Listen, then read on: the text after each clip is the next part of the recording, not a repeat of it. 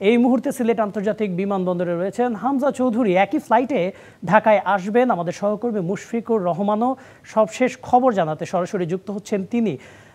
মুশফিক, আপনি সিলেট আন্তর্জাতিক বিমানবন্দরে আছেন, সেখান থেকে জানান যে হামজা চৌধুরী কখন এসে পৌঁছেছেন এবং এখন তিনি কি করছেন, তাকে ঘিরে সেখানকার মানুষদের আগ্রহটা কেমন দেখছেন?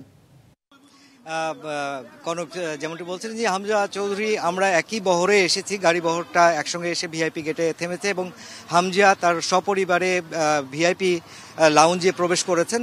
হামজা প্রবেশ করেছেন, সঙ্গে তার পরিবারের স্বজনরা ছিলেন, বিশেষ করে তার মা, বাবা এবং বাচ্চারা ছিলেন, মিসেস ছিলেন এবং তারা এখন অপেক্ষা করছেন ভিআইপি লাউঞ্জে। আর আমরা আছি ঠিক এয়ারপোর্টের বাইরে।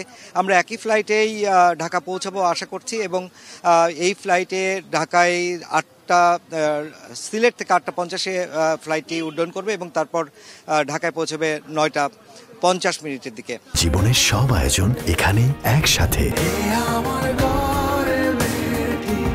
এবং তারপর হামজা এখান থেকে সরাসরি ঢাকা আন্তর্জাতিক বিমানবন্দর থেকে সরাসরি চলে যাবেন হোটেল ইন্টারকন্টিনেন্টালে এবং সেখানে তার নতুন সতীর্থ যারা হবেন জাতীয় দলের লাল সবুজের জার্সিতে যারা তার নতুন সদস্য, তাদের সাথে যোগ দেবেন এবং রাত্রে হোটেলেই রাত্রি যাপন করবেন এবং কালকে তার অনুশীলন করার কথা রয়েছে।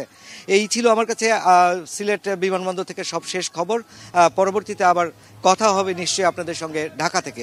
অবশ্যই মুশফিকুর রহমান, আপনাকে ধন্যবাদ আমাদের সাথে যুক্ত হওয়ার জন্য। দর্শক, যেমনটা শুনছিলেন, আর কিছুক্ষণ পর সিলেট থেকে ঢাকার উদ্দেশ্যে রওনা দেবেন ফ্লাইট করে হামজা চৌধুরী। সেখানে আছেন সহকর্মী মুশফিকুর রহমান, জানাচ্ছিলেন সবশেষ আপডেট।